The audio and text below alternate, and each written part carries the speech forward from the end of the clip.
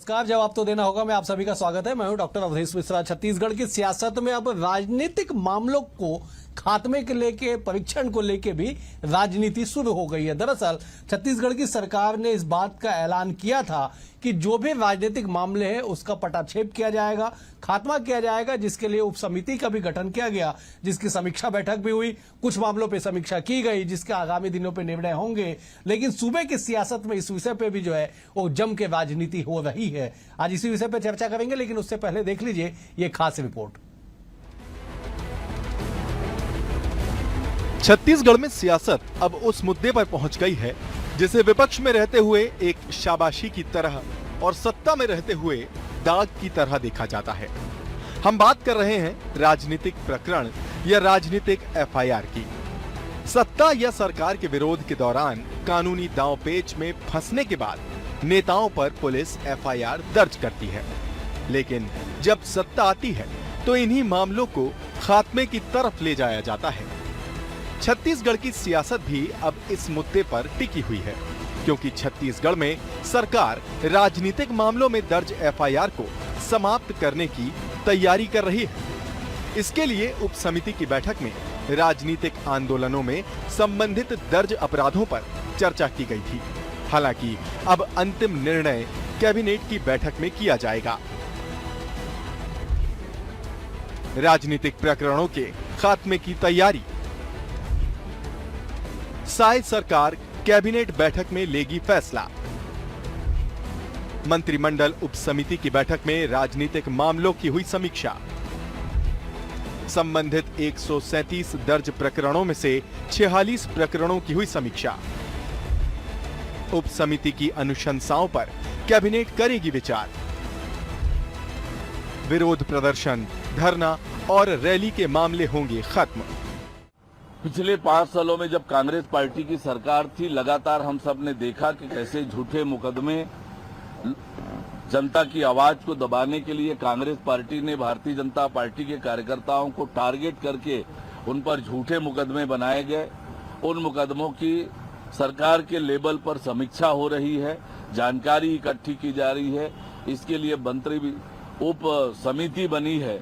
समिति विचार करके रिपोर्ट देगी और उसके आधार पर सरकार निर्णय करेगी। विपक्ष की भूमिका निभाने वाली कांग्रेस ने राज्य सरकार के निर्णय पर सवाल खड़ा किया है। प्रदेश कांग्रेस के मुखिया दीपक बैज ने भाजपा पर बदले की भावना से काम करने का आरोप लगाया है। दीपक बैज का कहना है कि कांग्रेस सरकार में अपराधियों पर केस दर्ज हुए हैं। कांग्रेस की सरकार ने बदले की भावना से काम नहीं किया। आज भाजपा सरकार बदले की भावना से काम कर रही है। कांग्रेस ने किसी भी भारतीय जनता पार्टी के कार्यकर्ता के ऊपर एफआईआर दर्ज नहीं किया, बल्कि भारतीय जनता पार्टी अपने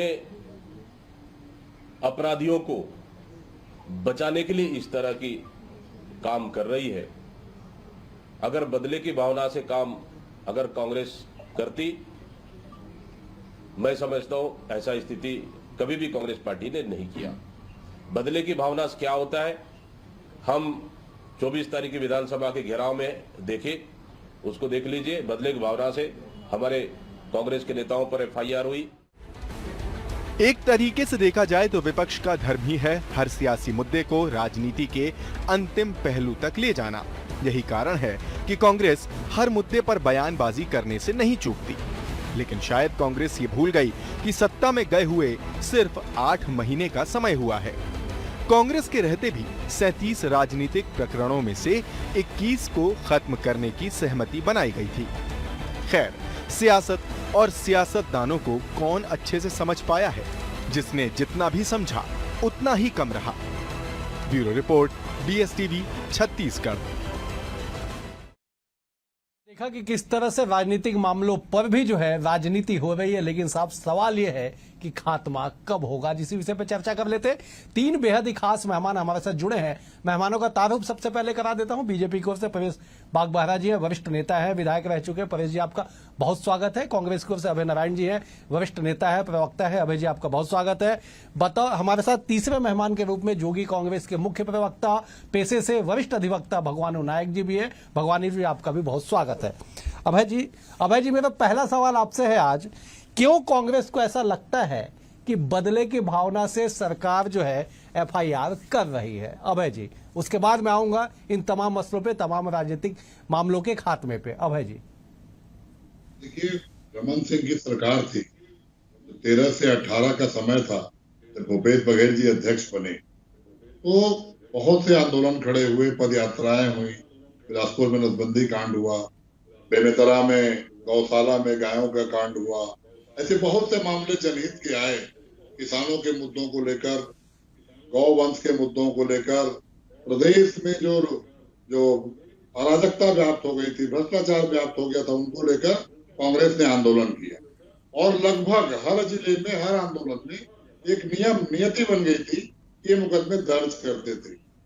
2013 में बिल्हा मोड़ पर एक हमारे कांग्रेसी नेता ने आत्मदाह कर लिया था, उसके बॉडी को लेकर चक्का जाम किया जा रहा था, जांच की मांग की जा रही थी जी। लगभग वहां पे 17-18 विधायक कांग्रेस के थे। वो मामले आज तक चल रहे हैं। अभी कुछ दिनों बाद हम लोग भी थे, वो मामले अब खत्म हुए हैं। तो उस समय रमन सिंह के समय मामले दर्ज हुए थे और हमारा 5 साल का कार्यकाल था कि कांग्रेस ने कभी भी कोई भी कार्रवाई बदले की नहीं की। इन्होंने तो 18 के पहले भूपेश बघेल के माता जी, उनकी पत्नी, उन पे जमीनों को लेकर, उनके परिवार पे झूठे मुकदमे दर्ज करने का काम किया, झूठे आरोप लगाने का काम किया। यहाँ तक कि भूपेश बघेल जी तो खुद हाजिर हो गए थे कि हमें गिरफ्तार कर लीजिए, गिरफ्तारी भी दी। ठीक है। तो बहुत सारे ऐसी घटनाएं आप देखेंगे कि वो जो आखिरी के उनके 5 साल और जो हमारे 23 तक का कार्यकाल रहा, 18 से हमने एक भी प्रकरण बदले की भावना से नहीं, जहां किसी ने लॉ एंड ऑर्डर तोड़ने की कोशिश की, जिला प्रशासन मैं लौटूंगा आपके पास। आपने बड़े गंभीरता से, बड़ी जिम्मेदारी से दावा किया है कि एक भी प्रकरण राजनीतिक तौर पे नहीं थे, लेकिन मौजूदा सरकार के पास आंकड़े बताते हैं कि 137 मामले जो है वो राजनीतिक मामलों के तहत दर्ज किए गए हैं, जिसपे 46 को लेके समीक्षा हुई है, जो मंत्रिमंडल उप समिति का गठन किया गया। मैं लौटूंगा अभय जी आपके पास। एक बार मैं परेश जी का रुख कर लेता। परेश जी, 137 मामले, लेकिन अभय जी दावा कर रहे हैं कि साहब कांग्रेस की सरकार ने एक भी राजनीतिक मामला दर्ज नहीं किया। पीसीसी चीफ दीपक बैच कहते हैं कि भाजपा अपने अपराधियों को बचाने के लिए राजनीतिक मामले का आड़ लेके षड्यंत्र कर रही है। परेश जी, जवाब दे दीजिए। देखिए, ऐसा है कि भूपेश सरकार में जो थाने थे वो ब्लॉक कांग्रेस कमेटी के कार्यालय के रूप में काम कर रहे थे। अधिकांश जो थाने थे, अधिकांश जो एसपी कार्यालय थे, वो जिला कांग्रेस कमेटी के तहत काम कर रहे थे। और जो बाकी ऊपर के अधिकारी थे, वो अधिकारी हाउस से जो फोन जाता था, हाउस बहुत फेमस था, वहां पर एक गिरोह बैठता था, उनके अनुसार वो काम करते थे। तो इस तरीके से जो प्रशासनिक आतंकवाद और जो पुलिस का कांग्रेसीकरण भूपेश जी के सरकार में हुआ, वैसा कभी भी इस छत्तीसगढ़ में लोगों ने नहीं देखा।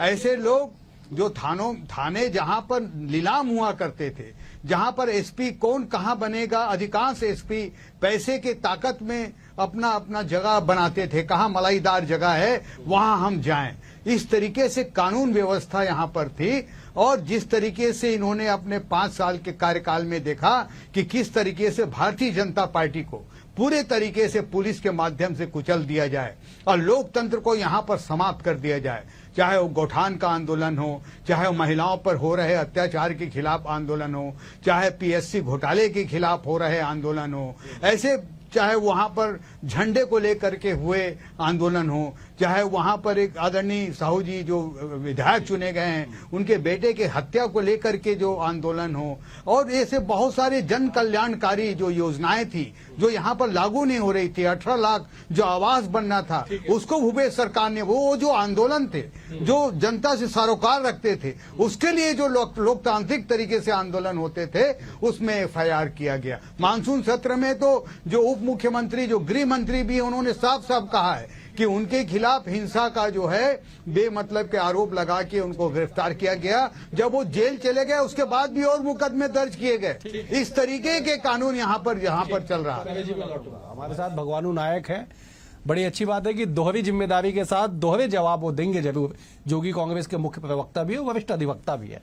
भगवान जी, जरा दर्शकों को एक बार समझा दीजिए संक्षेप में कि राजनीतिक मामले होते क्या है और कानून में क्या इसका प्रावधान है। भगवान जी देखिए, भारत के संविधान में आर्टिकल 19 में एक बहुत ही अच्छी व्यवस्था की गई है कि जब भी कोई जनहित का कोई मामला होता है जिससे किसी जन सामान्य को नुकसान पहुंचता है, ऐसे स्थिति में कोई भी व्यक्ति शांतिपूर्वक तरीके से, लोकतांत्रिक तरीके से अपनी बातों को सरकार के सामने रखते हुए वो धरना कर सकता है, प्रदर्शन कर सकता है। और ज्यादातर जो हम देखते हैं ऐसे मामले विपक्षी दलों के द्वारा, जो सरकार, जो सत्ता दल जो रहती है उसके खिलाफ होते हैं। लेकिन कई बार जो सत्ता में बैठे हुए जो लोग हैं उसका दुरुपयोग भी करते हैं, ये बात भी किसी से छिपी नहीं है। और कई बार प्रदर्शन के दौरान नियमों को भी लांघ दिया जाता है, ऐसे भी मामले आते हैं। ऐसे में जब भी कोई सरकार बनती है वो नियमित रूप से जब वो विपक्षी दल में रहते हैं उस समय के प्रकरणों को ये समाप्त करने की प्रक्रिया चलती है। इसके लिए अभी हाल में ही जैसे कि मैंने देखा 30 जनवरी 2024 को छत्तीसगढ़ शासन के सचिव के द्वारा एक पत्र जारी किया जा करके एक उप समिति का गठन किया गया, जिसके अध्यक्ष माननीय गृह मंत्री वीएस शर्मा जी और 3 अन्य सदस्य, जिसमें अरुण साहू जी भी हैं और लक्ष्मी रजवाड़ी जी, रामविचार नेताम जी। ये पूरे प्रदेश से ये ऐसे प्रकरणों को मंगाया जा रहा है। उसमें स्पष्ट रूप से लिखा गया है कि विशुद्ध रूप से जो राजनीतिक प्रकरण है उन लोगों को वापस लेना है। इसके लिए कमेटी बनती है, इसके लिए कलेक्टर है, एसपी है, ये इससे कमेटियां मंगा करके इसकी समीक्षा की जाती है और इसका जो अंतिम निर्णय होता है वो माननीय न्यायालय लेता है। इसमें लोक अभियोजक की तरफ से राजीनामा का आवेदन लगता है धारा 321 सीआरपीसी में, और माननीय न्यायालय जब उसी समझता है कि हाँ ये जन सामान्य का मामला है, इसको वापस लिया जाना चाहिए, उस स्थिति में ऐसे प्रकरणों को समाप्त किया जाता है। और ये इसका जो उद्देश्य ये है कि कहीं ना कहीं एक जन सामान्य में एक अच्छा संदेश जाए, कहीं ना कहीं लोकतंत्र में जो एक व्यवस्था है, जैसे कि एक उदाहरण और दे रहा हूं, जैसे कि लॉकडाउन के समय ऐसे कई प्रकरण, कोई जैसे दूध लेने के लिए गया, कोई सब्जी लेने के लिए गया, उन पर धारा 188 की कार्रवाई हो जाती थी, अन्य मामले बनते थे। माननीय सुप्रीम कोर्ट ने और केंद्र सरकार ने इसकी अगुवाई करते हुए सो मोटो इन प्रकरणों को वापस लिया गया। तो इसका उद्देश्य जो है ये बना हुआ जन सामान्य के लिए, इसका दुरुपयोग नहीं किया जाना चाहिए। जो विशुद्ध रूप से जो जनहित के मामले हैं ऐसे मामलों को ही वापस लिया जाना चाहिए। भगवान जी, आपने बड़े संक्षेप में बहुत विस्तार से आपने तमाम जानकारी दी कि कौन से मामले राजनीति से प्रेरित होते हैं। अगला सवाल भगवान जी मेरा आपसे होगा, मैं अभी से आपसे पूछ लेता हूं कि अधिकारियों के खिलाफ भी मामले दर्ज होते हैं जो बाद में कोर्ट में जाके साबित होता है कि साहब ये राजनीति से प्रेरित था। इस पर मैं जवाब चाहूंगा। अभय जी का रुख कर लेता हूं। अभय जी, सवाल यह है कि आपकी सरकार ने क्या किया, कांग्रेस की सरकार ने क्या किया, भाजपा की सरकार ने क्या किया, इन सब कुछ छोड़ दीजिए। सवाल यह है कि जिन नेताओं कार्यकर्ताओं पे एफआईआर की जाती है उनके खात्मे के लिए कमेटी तो बनती है। आपकी सरकार में भी, कांग्रेस की सरकार में भी बनी थी, जिसमें लगभग 21 मामलों के खात्मे के लिए विचार किया गया था। सवाल यह है कि इस तरह के खात्मे से कई बार जो भगवानू जी कह रहे थे कि नियमों को भी ताक पे रख दिया जाता है, उसमें मनोबल पे कहीं प्रभाव तो नहीं पड़ेगा, छूट तो नहीं मिल जाएगा कि साहब अगली बार हमारी सरकार आएगी हम छूट जाएंगे, कोई दिक्कत नहीं है, कर देते हैं इस बार झंडा बुलंद। देश जी, पहली बात तो जो कार्यकर्ता धरना प्रदर्शन में जाता है, भगवानू नायक जी ने जितनी स्पष्टता से वैधानिक ढंग से बातें कही, उससे अब सभी चीजें इस डिबेट में जो लोग सुन रहे होंगे उनको समझ में आ जाएगा कि राजनीतिक प्रकरण किसे कहते हैं और वो क्या होता है। वो सोच के नहीं जाता कि धरना प्रदर्शन में मैं जा रहा हूँ तो वहां उग्र हो जाऊंगा या मेरे को कोई ऐसा हरकत करना है जो सीमा लागने की बात भगवान नायक जी ने की। वहां पे स्थितियां ऐसी उत्पन्न होती हैं अधिकारियों के द्वारा। जब हम कहते हैं हम कलेक्टर को ज्ञापन देंगे, डिप्टी कलेक्टर को भेज दिया जाता है। जब हम कहते हैं कि डिप्टी कलेक्टर को ज्ञापन देंगे तो कोई नायब तहसीलदार ज्ञापन लेने आ जाता है।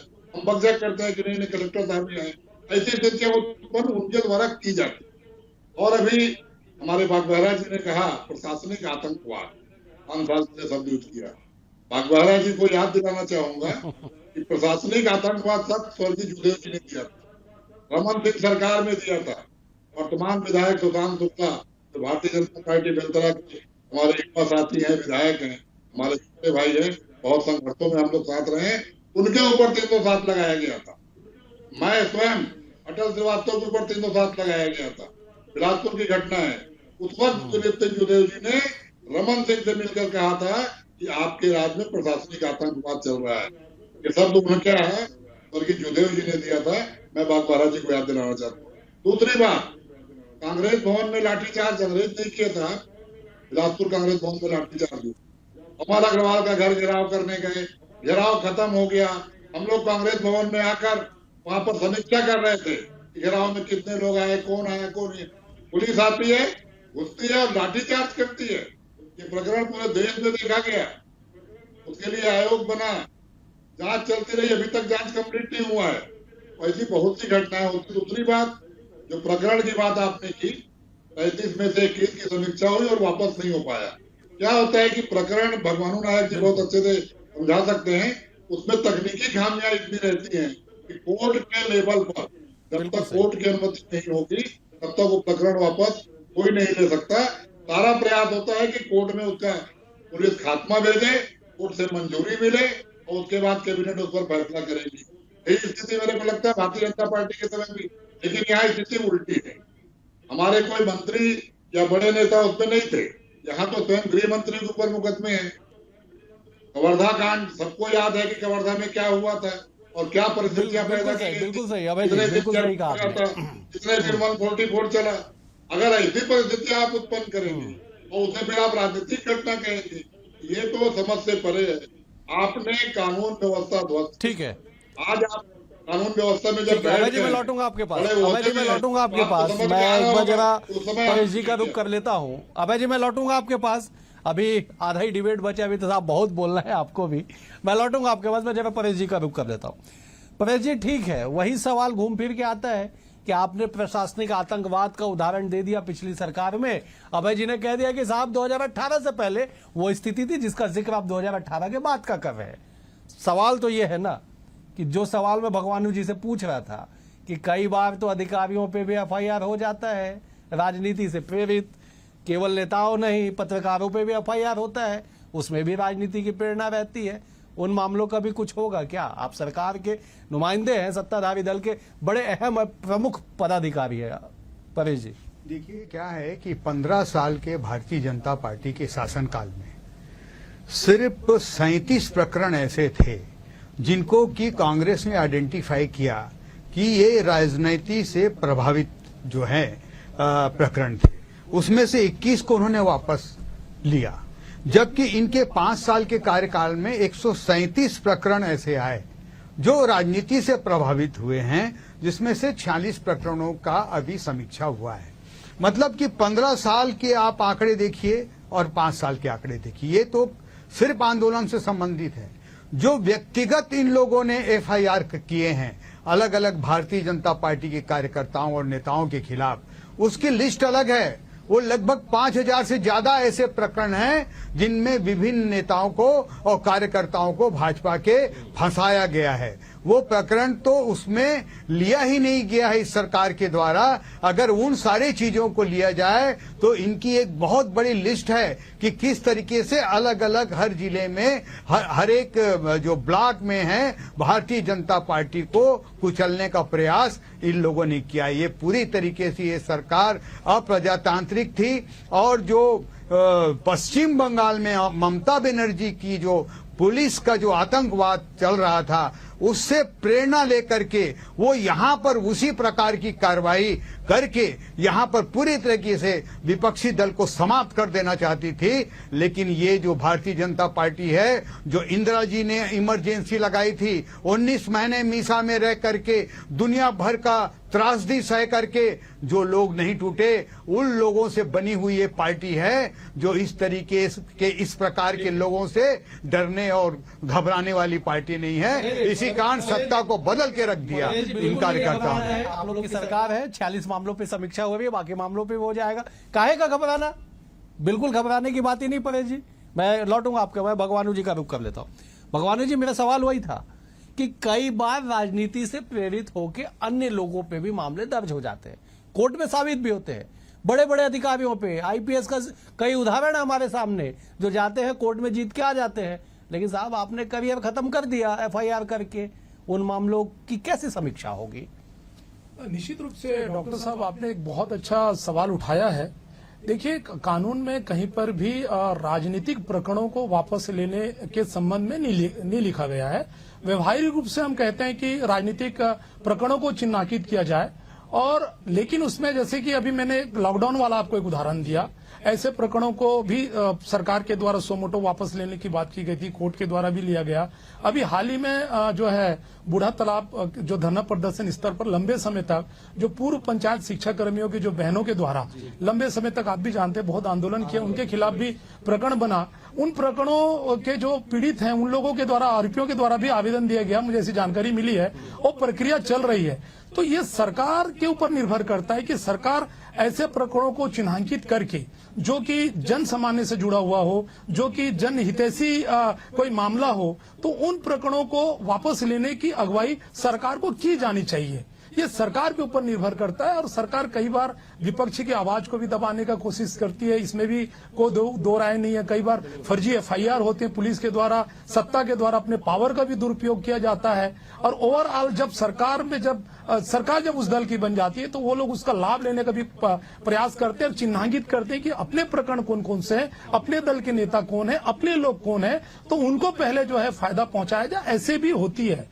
तो ये कहीं ना कहीं अब ये सरकार के ऊपर निर्भर करता है कि वो कौन से प्रकरण को चिन्हांकित कर रहे हैं, कैसे कर रहे हैं। वो समिति को कुल मिलाकर के मैं ये कहना चाहूंगा कि इसमें निष्पक्ष रूप से कार्रवाई की जानी चाहिए, चाहे वो किसी भी दल का हो। और मैंने जैसे कि आज कुछ समाचार पत्रों में पढ़ा कि कुछ ऐसे जो विपक्षी दल के हैं, जो उन लोगों के भी जो प्रकरणों को वापस लिए जाने की प्रक्रिया अपनाई जा रही है, जो कि स्वागत योग्य है। परेश जी ने बड़ा गंभीर सवाल उन्होंने उठाया आंकड़ों के साथ कि 15 साल के रमन राज में भाजपा सरकार में 33 मामले चिन्हांकित किया गया, आपके सरकार में 21 पे समीक्षा की गई। अब उन्होंने कहा कि 5 साल में 137 मामले, आंकड़े में बड़ा फर्क है। जरा जवाब दे दीजिए कि क्या इसके पीछे की कहानी है। 33 के जो हैं वो मतलब सही नहीं है, क्योंकि 28 मामले तो बिलासपुर जिले के थे। इस 5 सालों में 28 मामले खात्मे के लिए केवल बिलासपुर जिले से गए थे। तो ये जो आंकड़े हैं, मैं इसको ना हाँ कह रहा हूँ ना कह रहा हूँ, क्योंकि मेरे पास आंकड़े हैं नहीं। आंकड़े मिलेंगे तो मैं जरूर आपको भेज दूंगा, लेकिन ये 33 आंकड़े नहीं है। 28 मामले की मुझे जानकारी है। 3 मामले मेरे खुद के ऊपर चक्का जाम के थे, जो अभी समाप्त हुए हैं। 2 समाप्त हुए और एक अभी चल रहा है, जो 2013 से चल रहा है। तो मैं इसको आंकड़े को नहीं मानता, लेकिन ये जरूर है, जिस विषय को आपने छेड़ा है, कि जो लोग सत्ता में बैठ जाते हैं वो अपना पहले सोचते हैं। भगवान नाथ जी ने एक बात कही, फर्जी एफआईआर राजनीतिक लोगों से ज्यादा गरीबों पे होती है, कमजोर वर्गों पे होती है, समाज के उन वर्गों पे होती है जिनके लिए कोई खड़ा नहीं होता। उसका उदाहरण है बस्तर। 15 साल में रमन सिंह सरकार ने वहां पत्रकारों पर फर्जी एफआईआर की, वहां के आदिवासियों पर फर्जी एफआईआर की, जिसके लिए इस समिति के अलावा बस्तर के लिए एक अलग समिति भूपेश बघेल सरकार ने बनाई थी, और हमने सैकड़ों लोगों को रिहाई करवाई, मामले समाप्त नहीं करवाए, उनकी रिहाई करवाई। वो रिहा हुए जो 18 साल के 15 साल के शासन में सैकड़ों मामले थे, जिसमें पत्रकारों की संख्या ज्यादा थी। तमाम उन लोगों की संख्या जो अभय जी, बिल्कुल अभय जी, थोड़ा संक्षेप में समापन की ओर हम बढ़ रहे, थोड़ा संक्षेप में अपनी बातों को रखिएगा आप जी। ठीक है अभय जी, आपने बिल्कुल सही कहा कि अलग अलग वर्गों की चिंता जो है वो सरकारें करती है, चाहे सरकार किसी की भी। परेश जी, सवाल आपसे लेता हूं, संक्षेप में जवाब दीजिएगा कि एक महीन लाइन होती है, भगवानू जी बेहतर समझते हैं, प्रदर्शन में और उग्रता में। कई बार नेता जो होते हैं उस लाइन को क्रॉस कर जाते हैं, आपराधिक मामला दर्ज हो जाता है। कांग्रेस उदाहरण दे रही है कि 24 तारीख को जब विधानसभा घेराव हुआ तो आपने महापौर के खिलाफ एफआईआर कर दिया। उस महीम लाइन को नेता कब समझेंगे? देखिए, आजकल सोशल मीडिया का जमाना है, लोग वीडियो बना लेते हैं, कहां पर क्या हो रहा है इस बात को बहुत अच्छे तरीके से आप वीडियो में देख सकते हैं। मेयर ने क्या किया था और किस प्रकार से आंदोलन किया था, कैसा गाली गलौज किया था, कैसे उन्होंने लोगों को मारने पीटने की स्थिति की थी, वो सारी चीजें जो है कैमरे में कैद है। मैं आधिकारिक रूप से इस बात को नहीं कह रहा हूं, लेकिन मैंने भी वीडियो को देखा है। लेकिन अब हमारा लोकतंत्र भी परिपक्व हो गया है। अब सारे दलों को ये समझना चाहिए कि उनकी आखिरी सीमा कहां तक है, जो आपको प्रदर्शन करना है, जो चीजें आपको उठाना है, आपको क्या बातें विधानसभा में कहनी है, कौन सी बातें सड़क में लानी है, वो सारी मैच्योरिटी आ गई है। कोई भी चीज आज छुपती नहीं है। अगर आप जरवा से ज्यादा हाईलाइट होने के लिए और पार्टी में अपना नंबर बढ़ाने के लिए जब आप नौटंकी करते हैं तो उसका दुष्परिणाम जो है वो पार्टी को ही भुगतना पड़ता है। लेकिन मैं ये कहना चाहता हूं कि ये विष्णुदेव साय जी की जो सुशासन की सरकार है, यहाँ पर किसी भी पुलिस थाने से किसी भी व्यक्ति के ऊपर अत्याचार नहीं होगा, चाहे वो किसी भी पार्टी का हो। उसको पूरा उसका जो नागरिक अधिकार है उसकी सुरक्षा उसको प्रदान की जाएगी और कोई भी खाकी वर्दी वाला यहाँ पर किसी प्रकार के किसी के साथ कोई भी जो है अत्याचार अनाचार नहीं कर सकता। जबकि पुलिस जो है हमारी पूरी तरीके से जो है अभी पूरे तरीके से विष्णुदेव साय सरकार के सुशासन में पूरी तरीके से काम कर रही है। रामराज की स्थापना हो रही है, धीरे धीरे रामराज और परवान चढ़ेगा, यही हम भी उम्मीद करते हैं। मैं एक बार भगवानू जी से बहुत संक्षेप में जवाब चाहूंगा। भगवानू जी, जो मुहिम लाइन की बात मैं कर रहा था उसे लांघने के लिए तो नेता तैयार हो जाते हैं, कानून में क्या ऐसी कोई व्यवस्था है कि नेता है तो साहब आपको छोड़ देंगे? जी, बहुत अच्छे विषय पर हम चर्चा कर रहे हैं। देखिए, जब कभी भी हम धरना प्रदर्शन आंदोलन की बात करें तो एक बार हमें गांधी जी को याद करना चाहिए। अपने जीवन काल में उन्होंने जब अंग्रेजों के खिलाफ जो लड़ी, उनके आंदोलन के नाम कैसे होते थे? सत्याग्रह, असहयोग आंदोलन। हम अपनी बातों को रखें सरकार के सामने, लेकिन एक दायरे में, और जो लक्ष्मण रेखा है उसको पार कभी भी नहीं करे। और जो सरकारें जो होती है उसे भी अपने पद और पावर कर अपने शक्तियों का दुरुपयोग नहीं करना चाहते। पब्लिक है और पब्लिक सब जानती है। बिल्कुल आपने सही कहा कि जनता जनार्दन साहब, जनता जनार्दन सब कुछ जानती है, तब वो मुंह खोलती है जब उनके हाथ में या उनके पास वो वक्त आता है मतदान करने का, जिसका परिणाम सबके सामने है। लोकतंत्र की स्थापना में उनकी बड़ी भूमिका होती है। फिलहाल आज के लिए इतना ही। आप तीनों मेहमानों का बेहद शुक्रिया। परेश जी आपका शुक्रिया, अभय जी आपका शुक्रिया, भगवानू जी आपका भी शुक्रिया। कल एक और विषय के साथ होगी मुलाकात, तब तक के लिए नमस्कार।